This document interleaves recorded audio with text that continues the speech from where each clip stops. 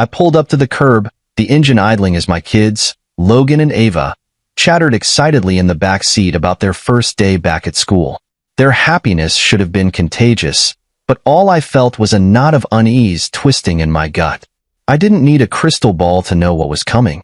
I could already picture her, Natalie, my ex-wife, standing there like a queen surveying her subjects, with Ryan at her side, smug and ready to throw his weight around. It was their signature move, and I was the unwitting audience yet again. "Daddy, are you okay?" Ava's small voice pulled me out of my thoughts. Her wide, innocent eyes stared at me from the rearview mirror, and I forced a smile. She didn't need to see my tension. "Of course, sweetheart," I said, my voice steadier than I felt. "It's your big day, remember? Let's make it awesome." I turned off the car, grabbed my bag, and stepped out, helping Logan and Ava with their backpacks.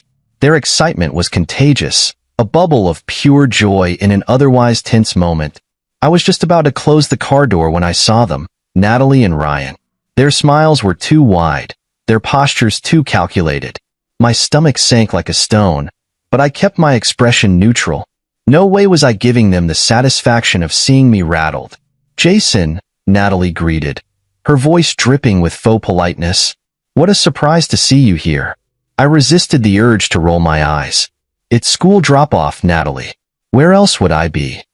She smirked, a gesture I'd once found charming but now only found infuriating. "Well, you know, some parents are late or distracted. I wasn't sure if you'd be on time." It wasn't a dig. It was a missile aimed at my character, one she'd been launching since our divorce. Ryan stood behind her, his arms crossed, his face wearing that self-satisfied smirk he always wore. It screamed, "I got your life now, and you're just a supporting character in mine." "Logan, Ava," Natalie squealed, her voice turning syrupy sweet as she crouched to their level. "Come here, my darlings. Did Daddy make sure you had everything for school?" Logan gave her a polite nod, while Ava glanced at me before stepping forward hesitantly. My daughter was sharp for her age. She sensed things no one else did, and I could tell she didn't like the tone her mom was using. Ryan chuckled, a low, arrogant sound that grated my nerves. "You know, Natalie, it's so nice to see Jason still trying. Even after all this time." "Still trying?" I echoed, my jaw tightening. "What's that supposed to mean?" "Oh, nothing," Natalie said, standing back up and brushing invisible lint from her designer coat. "We're just so proud of how you've managed." Managed? Like my life was a train wreck, they were graciously applauding for staying on the tracks. My fists clenched at my sides, but I forced myself to stay calm. They wanted a reaction, and I wasn't going to give it to them. "Logan, Ava, let's go," I said, my tone firm but kind. I guided my kids away, but of course, they weren't finished. "Jason," Ryan called after me, his voice oozing mockery. "Don't take it so personally. We're all here for the kids, right? No need to make it awkward." I turned back, meeting his smug gaze with a steady one of my own. "Awkward? No, Ryan. Awkward would be me commenting on your parenting, but I won't stoop that low." His smirk faltered for a split second, and I almost smiled. Almost. As I walked my kids toward the school entrance, Logan turned to me. "Why does Mom always act like that?" "She's just being herself," I replied, trying to keep it neutral. He didn't need the ugly truth. Not yet. But as I looked back one last time, I caught the faintest shift in Natalie and Ryan's expressions. Their smug smiles had faltered, replaced by something harder to read. For a second, I wondered if they'd seen through the calm facade I'd worked so hard to maintain. And then it hit me. Maybe they hadn't gotten under my skin as much as they thought. Maybe their cracks were beginning to show. As Logan and Ava skipped ahead, I straightened my shoulders. This wasn't over. Not by a long shot. The knot in my stomach from earlier was still there, but it was morphing into something else as I drove away from the school. Something sharper. Anger. Natalie and Ryan's smugness wasn't new. I'd lived through enough of their theatrics to know their game. But this time, it hit differently. Maybe it was the way they dismissed me in front of Logan and Ava, planting seeds of doubt about me in my kids' minds. Maybe it was Ryan's condescending tone, or Natalie's fake smiles that barely masked her digs. Either way, I wasn't going to let it slide. Not anymore. As I pulled into my driveway and killed the engine, I found myself gripping the steering wheel a little too tightly. My knuckles turned white, and for a moment, I let the frustration wash over me. Natalie had spent years spinning her narrative, painting me as the barely keeping it together ex-husband. Ryan, her loyal audience, played his part perfectly, chiming in just enough to keep the facade intact. But today, as their smirks faltered, I realized something. They were overplaying their hand. I wasn't the man they thought I was anymore. I stepped out of the car and walked into the house, the familiar creak of the front door grounding me. The silence was a stark contrast to the chaos at the school, and for a moment, I just stood there, letting it settle. Then, with a deep breath, I headed to my office. If Natalie and Ryan wanted to play games, it was time for me to stop playing along. I booted up my computer, the faint hum of the machine filling the room as I sat down. This wasn't a moment for blind anger. I needed to be strategic, calm, collected, and prepared. My fingers hovered over the keyboard for a moment before I started typing. I began going through every detail of my business. The numbers, the contracts, the upcoming deals. I wasn't looking for problems. I was looking for solutions. Leverage. Anything to fortify my position. And there it was. The numbers. They didn't just look good. They looked exceptional. Better than even I had realized. In the past 6 months, I'd secured 2 major contracts that were now yielding steady returns. On top of that, an email from my accountant confirmed an upcoming meeting with a potential investor. A meeting that, if successful, would turn everything around. A grin crept onto my face. Maybe Natalie and Ryan had assumed I was still struggling, clinging to the remnants of my post-divorce life. But they didn't know the full story. They didn't know that I'd been rebuilding, brick by brick, while they were busy living in their bubble of self-satisfaction. The truth was, I wasn't just surviving, I was thriving. And soon, they were going to see it for themselves. I leaned back in my chair, the pieces of a plan starting to form in my mind. The investor meeting was in 2 weeks, and if it went the way I expected, it would solidify everything. I'd not only save my company, but also position it as a contender in a highly competitive market. That wasn't just a win. It was a statement. A statement that I was far from the managed man Natalie had smugly described. A soft knock on the door broke my focus. "Daddy?" Ava's voice was tentative. I turned to see her standing in the doorway, her backpack still slung over one shoulder. "Ava, what's up? Shouldn't you be at school?" She gave me a sheepish smile. "I forgot my lunch. Mommy said she packed it, but it wasn't in my bag." Of course." I walked over and crouched to her level. "No worries, sweetheart. I'll make you a new one. Let's get you back to school." As I prepared her lunch and drove her back, I thought about the incident at the drop-off line. Natalie's little oversight wasn't a surprise. It was a pattern. A pattern of carelessness masked by her constant need to appear perfect. But perfection was a fragile thing, and the cracks were beginning to show. When we arrived back at school, I caught sight of Natalie and Ryan talking to another couple by the entrance. Their laughter echoed across the lot, but I saw the way Natalie's eyes darted to me as I walked Ava toward her class. She tried to cover it with a smile, but I didn't miss the flicker of discomfort. Good.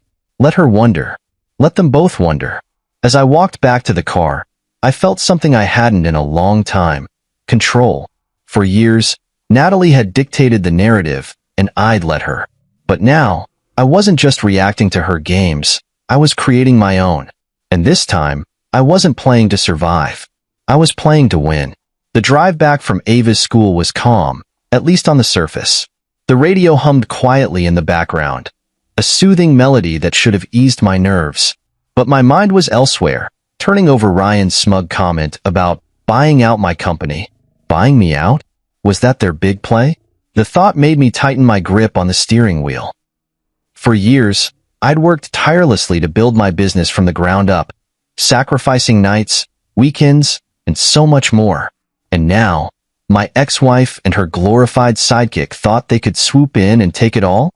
It was laughable and infuriating, but mostly laughable. When I got home, I headed straight to my office again. If they were serious, I needed to know the specifics. What was their angle? How deep did this go? I logged into my business accounts, scanning through the latest updates, but everything seemed normal at first glance. My contracts were solid, my cash flow was steady, and the investor meeting was set. But Ryan's comment lingered in my mind like a splinter. I leaned back, staring at the ceiling.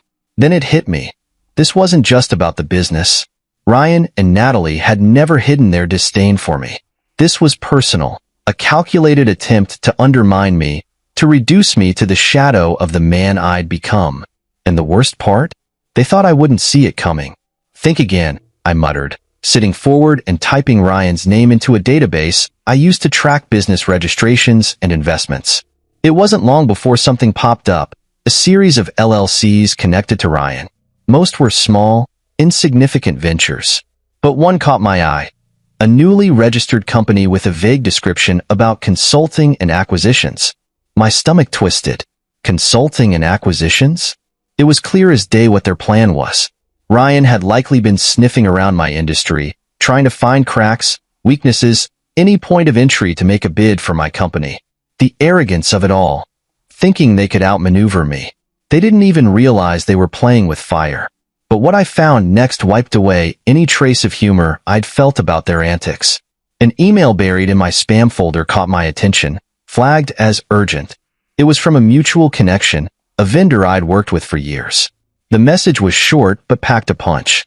Jason, I've been approached by someone claiming to represent your company. They're asking for details about your upcoming projects. Thought you should know. My jaw tightened. Ryan.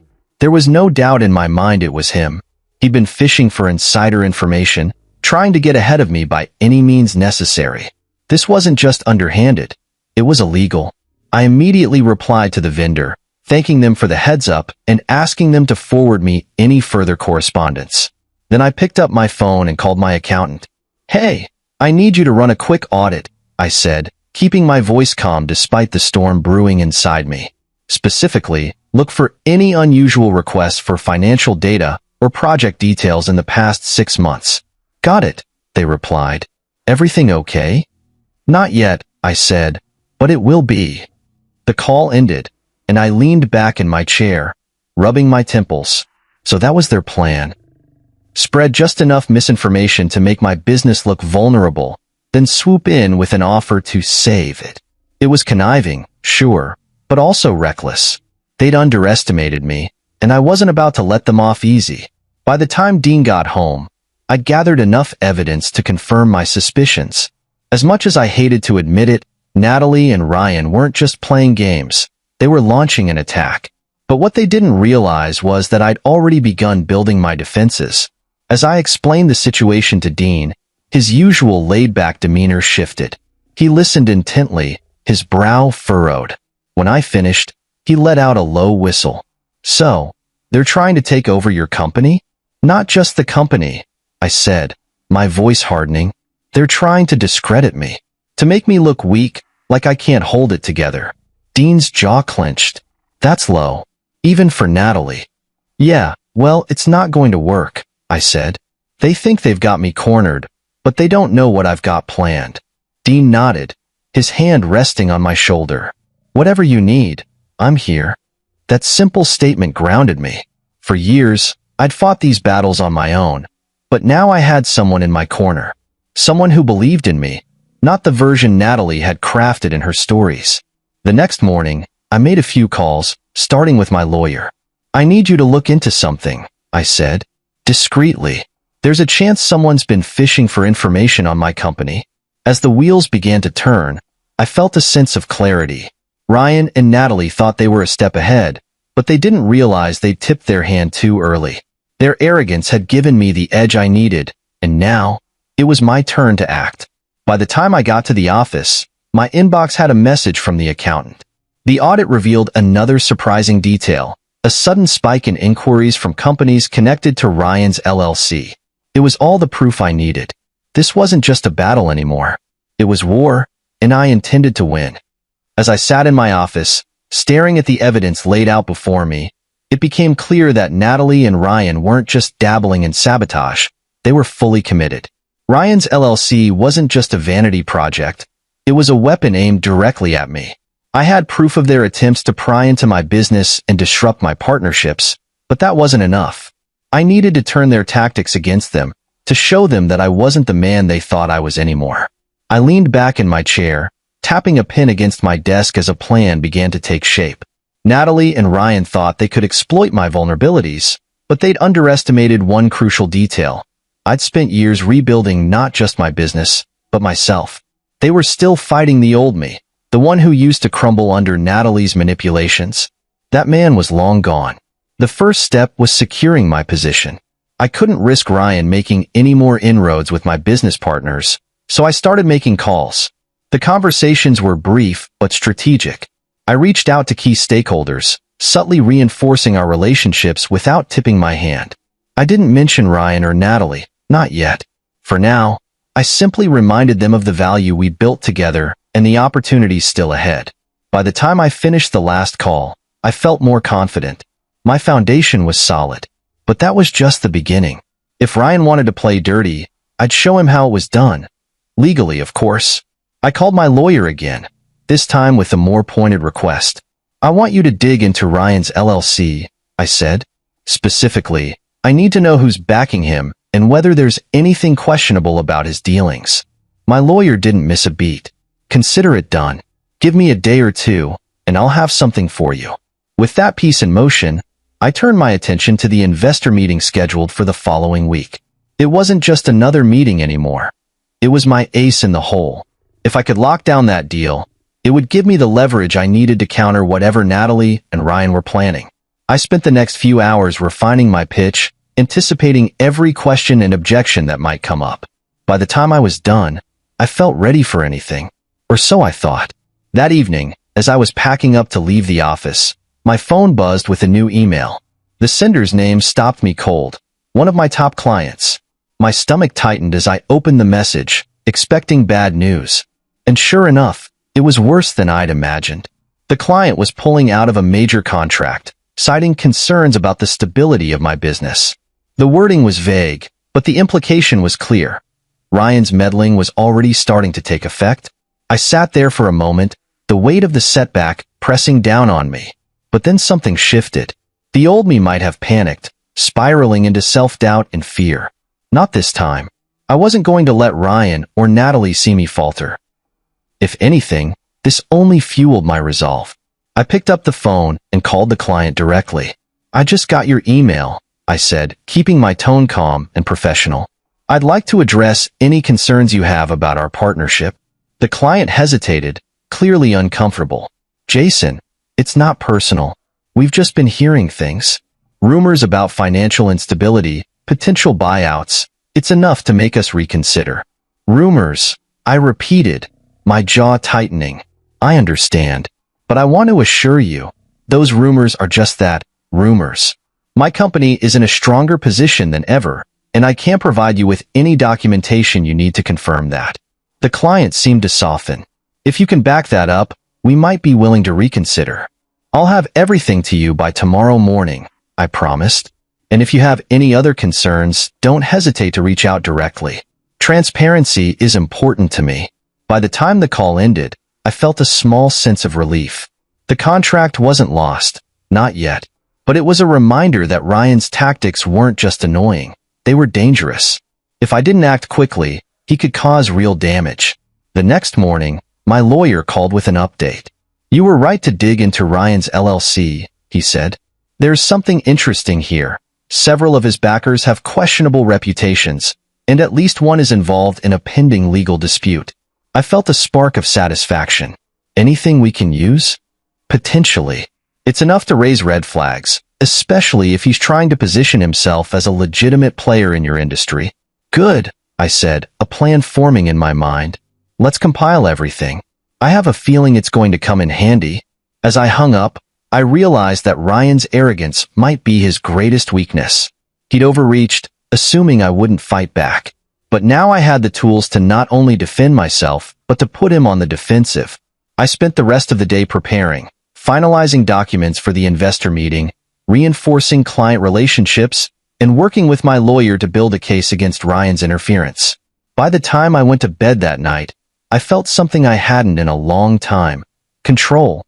Natalie and Ryan had underestimated me, and soon, They were going to regret it. I've always believed in staying one step ahead. It's not just a mantra, it's survival. And now, as I sat at my desk with evidence of Ryan and Natalie's schemes spread out before me, that belief was more important than ever. They'd been poking at the edges of my life, trying to find weak spots. What they didn't realize was that the harder they pushed, the stronger my resolve became. Ryan thought he could quietly infiltrate my business circles and unravel my reputation. Natalie thought she could stand smugly by, acting like the queen of the chessboard. But this wasn't their game anymore. It was mine. The first order of business was solidifying my relationships. Ryan's antics had stirred up doubts among my clients, so I made it my mission to extinguish those flames before they turned into a wildfire. I reached out to each of them, personally. These weren't quick phone calls or emails. I scheduled video meetings, walking them through every detail of my company's financials. I laid out projections, highlighted successes, and answered every question with unflinching honesty. It was exhausting, but it worked. By the time I finished the last meeting, the feedback was unanimous. My clients were back on board. Ryan's whispers weren't enough to sway them once they'd seen the truth. That was one fire extinguished. But I wasn't just playing defense. I was ready to strike back. I began leveraging my network to quietly gather information about Ryan. He was new to the industry, and his bold moves had ruffled more feathers than he realized. People were talking, and the stories weren't flattering. One connection, a mutual vendor, told me about an unpaid invoice Ryan had conveniently forgotten to settle. Another mentioned an aggressive pitch Ryan had made to one of their clients, promising services he couldn't possibly deliver. The picture was becoming clearer. Ryan wasn't just reckless, he was sloppy. I compiled every piece of intel into a growing file, but I wasn't ready to act on it yet. Timing was everything, and I needed to wait until I could deliver a blow that would really hurt. While I was busy shoring up my defenses, Ryan was doubling down on his efforts. The next move came in the form of an anonymous article published online. The piece was poorly written, but its intentions were clear. It painted me as a struggling businessman, desperate to keep my company afloat. It hinted at financial instability and cast doubt on my leadership abilities. I could see Ryan's fingerprints all over it. Subtlety wasn't his strong suit.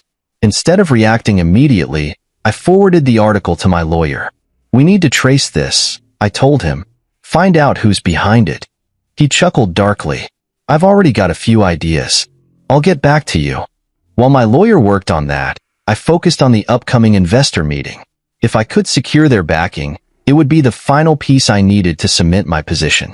The deal wasn't just about money. It was about sending a message to everyone watching. But as the meeting approached, I couldn't shake the feeling that Ryan wasn't finished. He was like a dog with a bone, unwilling to let go until he'd torn everything apart. That suspicion was confirmed when I received another email, this time from an old colleague. He'd been approached by Ryan, who was fishing for information about my past projects. The audacity was almost impressive. Almost. I responded with a simple message, "Thanks for the heads up. Let me know if he contacts you again." It wasn't much, but it was enough to plant a seed of doubt in Ryan's mind. He wouldn't know who was loyal to me and who wasn't. It was a subtle move, but one that I hoped would make him hesitate. By the end of the week, I felt more prepared than ever. My lawyer had traced the article back to a PR firm Ryan had hired, a firm with a questionable reputation of its own. That was the final nail in the coffin. Ryan thought he was building momentum, but in reality, he was stacking a house of cards. And when it fell, it wouldn't just collapse, it would implode. Before I called it a night, I sat down and wrote an email to my team. I didn't go into specifics about Ryan or Natalie, but I reminded them of our mission, our strengths, and the values that had gotten us this far.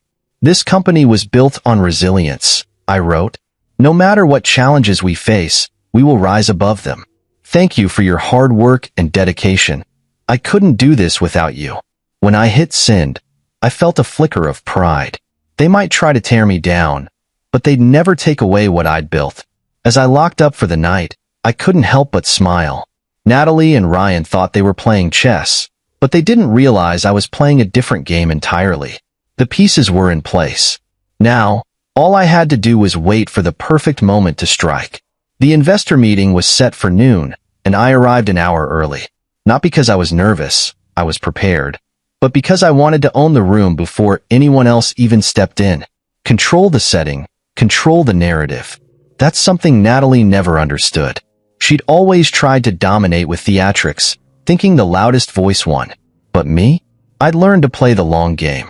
I set up my materials, reviewed my presentation, and rehearsed my responses to potential questions. By the time the investors started arriving, the room felt like mine. When they walked in, I greeted them with confidence. Handshakes, eye contact, the whole 9 yards. The stakes were high, and I needed them to feel that I wasn't just ready for this deal. I was thriving because of it. "Jason, good to see you." One of them, Mr. Carter, said as he settled into a chair. "Heard some buzz about your company recently. Good things." I smiled, knowing exactly what buzz he was referring to. Ryan's little smear campaign hadn't gone unnoticed, but it had also backfired. The investors weren't just interested, they were curious. People love a good redemption story, and Ryan had unknowingly painted me as the underdog. "Well, Mr. Carter," I replied, my tone measured, "I think you'll find the reality even better than the rumors." The presentation went better than I could have hoped. I walked them through every facet of my business, revenue growth, market projections, and the key partnerships I'd secured. They asked tough questions, but I was ready.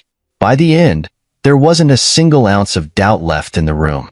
"Jason," another investor said, leaning forward, "this is impressive. I've seen a lot of pitches, but this feels solid. I'm in." The others nodded in agreement, and just like that, the deal was sealed. As they left, I shook each of their hands, feeling a weight lift off my shoulders.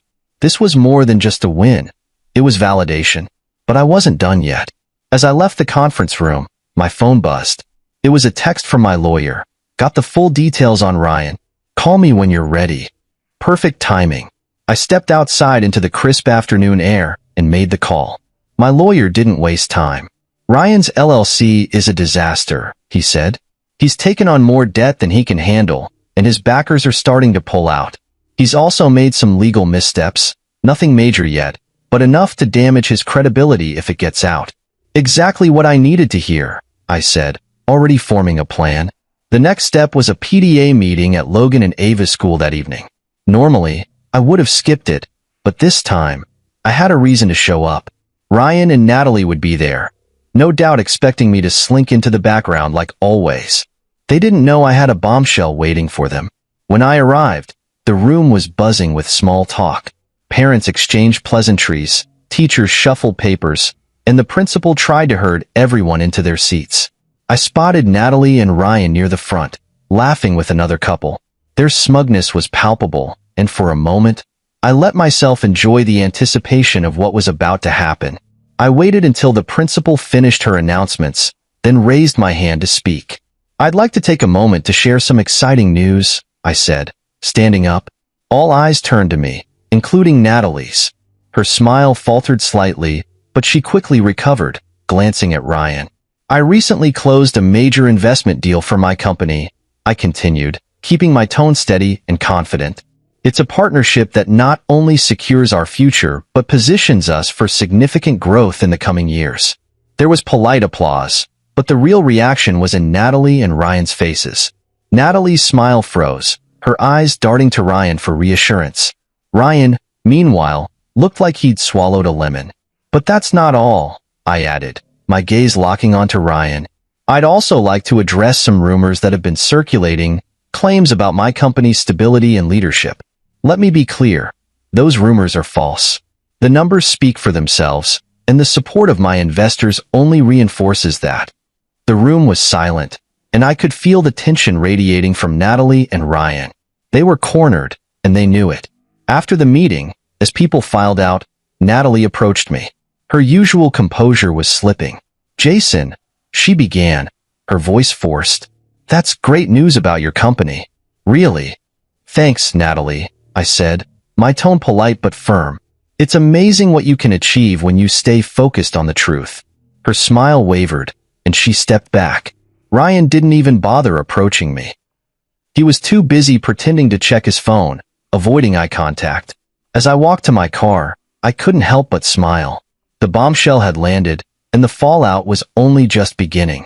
Ryan and Natalie had played their hand, but now the tables were turning, and I wasn't done yet.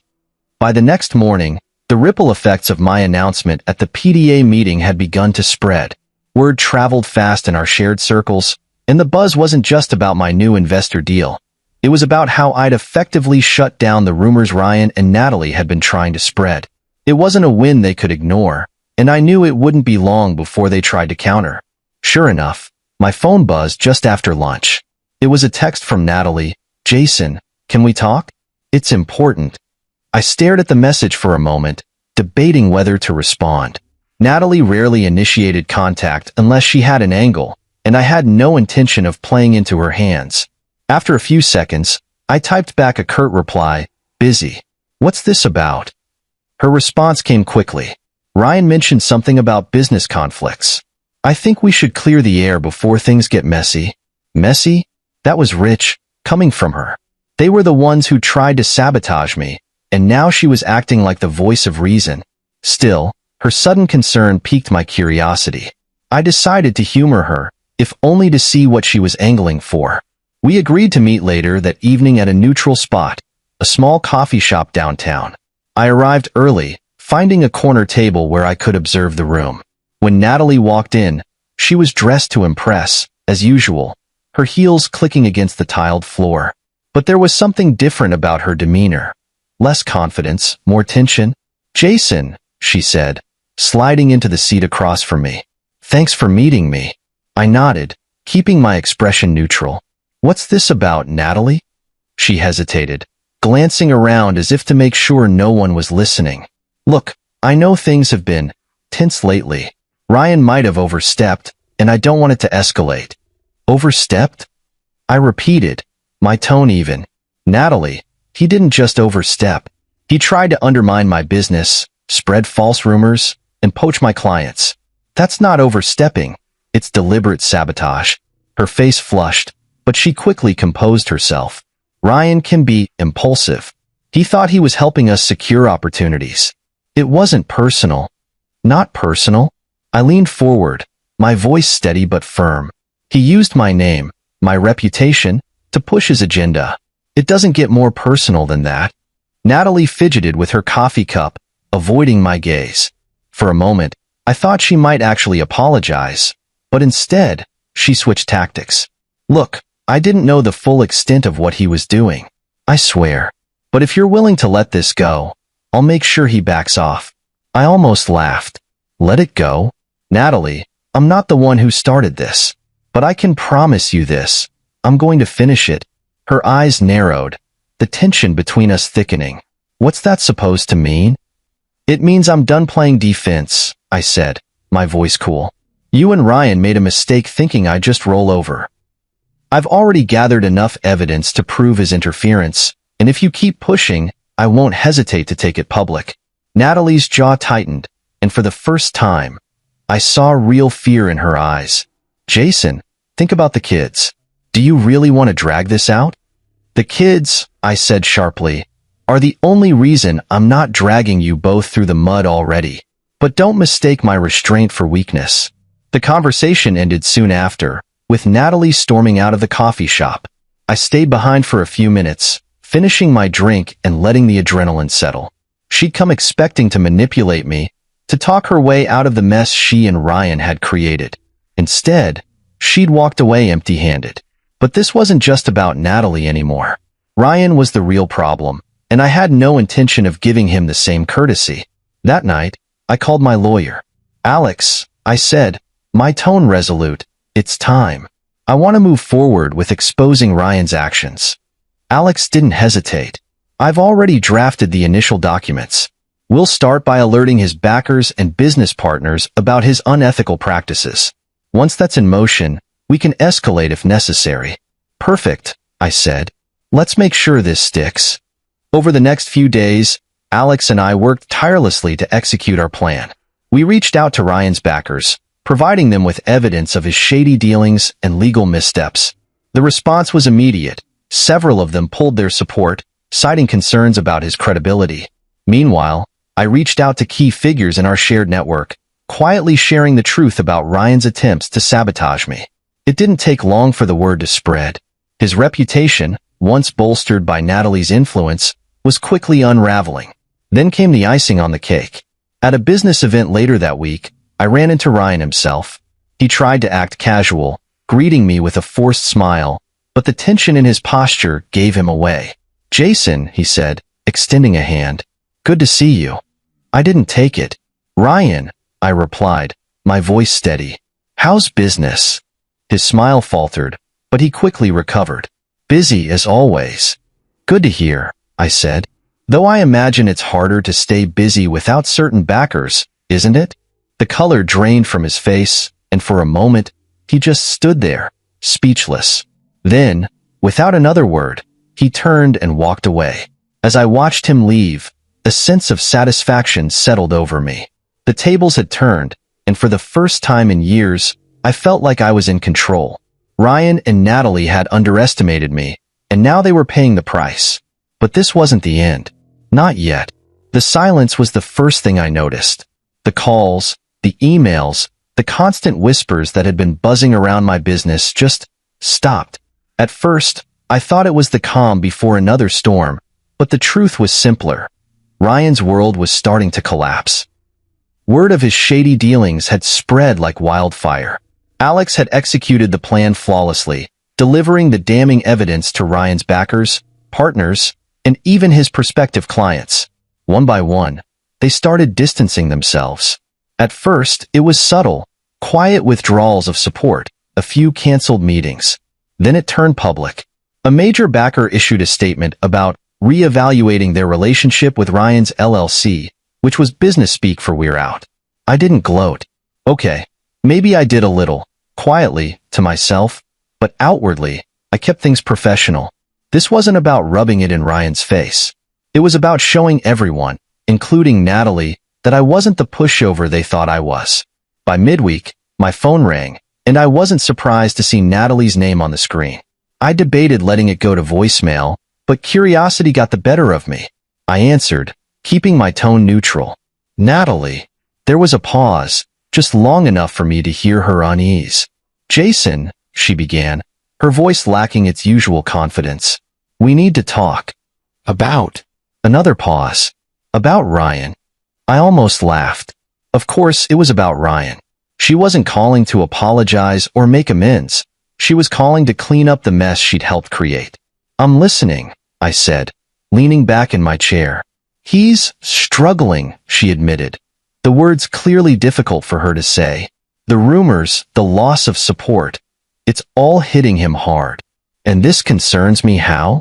I asked, keeping my voice steady. She sighed. "Jason, I know you're angry." "Angry?" I interrupted, my tone sharp. "Natalie, angry doesn't even begin to cover it. Your husband tried to destroy my career, my reputation. He put my business, my livelihood, at risk. And now that it's backfiring, you expect me to care about how it's affecting him?" Her silence spoke volumes. Finally, she said, "I didn't know it would go this far." I couldn't help but scoff. "You didn't know? Natalie, you stood by and let him attack me, and now you're surprised there are consequences?" She tried again, softer this time. "Jason, I know you don't owe me anything, but this is spiraling. Ryan's talking about, well, he's talking about lawyers. Retaliation."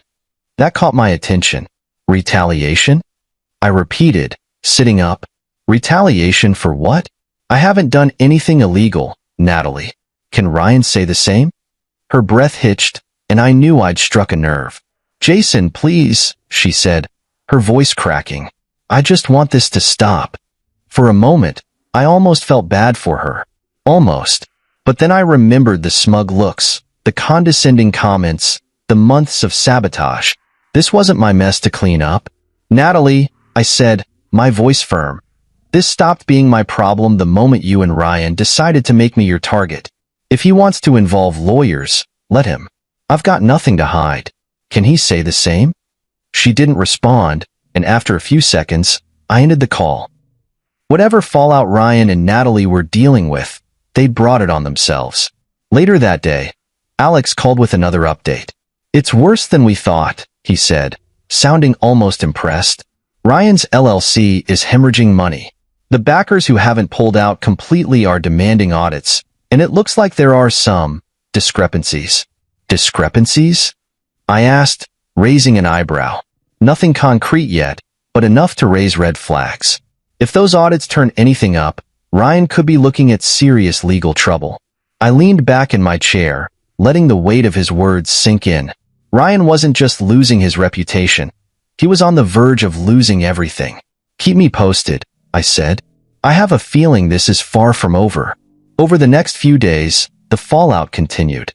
Ryan's LLC was effectively dead in the water, and Natalie's attempts to smooth things over only made matters worse. At one point, I heard through the grapevine that she tried to set up a meeting with one of Ryan's former backers, only to be turned away at the door. And then, just when I thought things couldn't get more chaotic, I received an unexpected email. It was from Ryan. The subject line was simple: "Let's talk." I stared at the screen for a long time, debating whether to open it. Eventually, curiosity won out. The message was short and to the point. "Jason, I think we've both made mistakes. Let's sit down and work this out like adults. Name the time and place." Mistakes. That was rich. I debated ignoring it, but something told me this was an opportunity one couldn't pass up.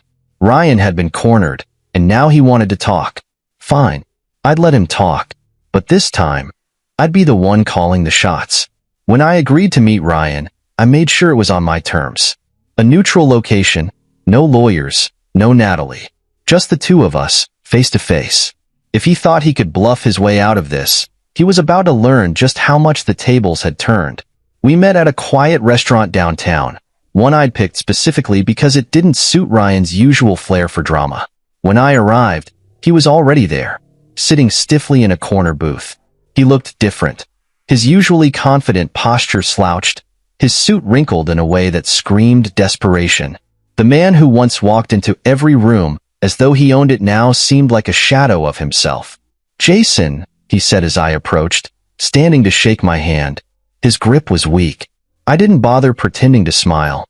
"Ryan," I replied, sliding into the seat across from him. "Let's get to it." He cleared his throat, obviously thrown by my directness. "Look, I think we both know this situation has gotten out of hand. Mistakes were made, on both sides, and I think it's time we de-escalate." I raised an eyebrow. "De-escalate? You mean after you spent months trying to sabotage my business? After you dragged my name through the mud and tried to turn my clients against me? Now you want to de-escalate?" He flinched but recovered quickly. "Jason, come on. You've made your point. The investors have pulled out, my backers are gone, and my LLC is dead in the water. I get it. You've won." There it was, the admission I'd been waiting for. "This isn't about winning, Ryan," I said, my tone cold. "This is about accountability. You didn't just come after me. You came after my livelihood, my family. You thought you could ruin me, and now you're asking for a truce? You're lucky I haven't taken this to court." His jaw tightened, and for a moment, the old Ryan resurfaced, the arrogant, conniving man who thought he could outsmart anyone. But it was fleeting. He knew he didn't have the upper hand anymore. "What do you want?" he asked, his voice strained. "I want you to own up to what you've done," I said. "Publicly. Admit to the lies, the sabotage, all of it. I want a written statement sent to every client, every backer, and every partner you've misled. And I want you to stay out of my business. Permanently." Ryan's face darkened, but he nodded slowly. "Fine. And one more thing," I added, leaning forward. "If you ever try to come after me again, personally or professionally, I won't just defend myself. I'll bury you." He didn't respond, just stared at me with a mix of resentment and defeat. Eventually, he nodded again. "You'll have your statement by the end of the week." "Good," I said, standing. "Then we're done here." I didn't wait for a goodbye. The fallout from Ryan's confession was swift and brutal. Once his statement went public, his remaining credibility vanished. His former backers distanced themselves completely, and word spread quickly through our industry. Natalie, who had spent years building her image as the perfect wife and business partner, suddenly found herself alone in a sinking ship. For me, it wasn't just a victory. it was closure. After years of enduring their games and manipulation, I was finally free. Free to focus on my kids, my business, and the life I'd worked so hard to rebuild. Logan and Ava were the ones who noticed the change first. They didn't fully understand what had happened, but they could sense the difference in me. The tension I'd carried for so long was gone, replaced by a calm certainty that things were finally as they should be. One evening, as we sat around the dinner table, Ava looked up at me and asked, "Daddy, why are you smiling so much these days?" I laughed, ruffling her hair. "Because things are finally good, sweetheart, and they're only going to get better." Dean, sitting across from me, raised his glass in a silent toast. His unwavering support had been my anchor through all of this, and I couldn't have done it without him. He smiled at me, his eyes filled with pride. "You did it, Jason. You took back your life." "Not just mine," I said, glancing at Logan and Ava. "Ours." In the days that followed, life began to settle into a new normal. My business thrived, my relationship strengthened, and the shadow of Ryan and Natalie slowly faded into the background. They'd underestimated me, but more importantly, they'd underestimated what I was fighting for. My family, my integrity, my future. On a quiet Saturday afternoon, as I watched Logan and Ava play in the backyard, I realized something profound. Winning wasn't just about defeating them. It was about reclaiming my peace, my purpose, and my pride. And I had done exactly that.